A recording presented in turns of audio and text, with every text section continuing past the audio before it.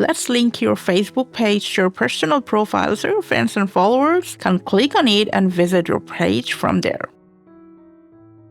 So let's launch the app. Go to your profile.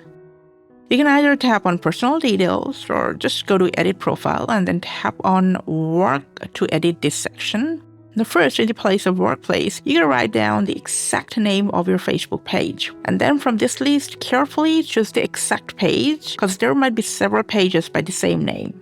Now after that, write down the job title. Now this could be an admin, moderator, or owner if it's an online shop or business.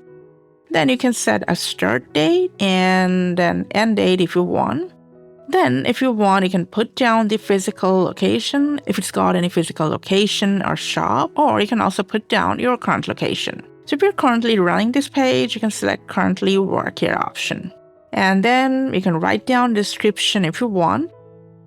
Lastly, you're going to select the audience, either friends or public if you want to reach more people. And then finally, just hit save. From now on, this Facebook page will be added to your profile with a clickable link that will redirect anyone to your page. That's all for today. Thanks for your time.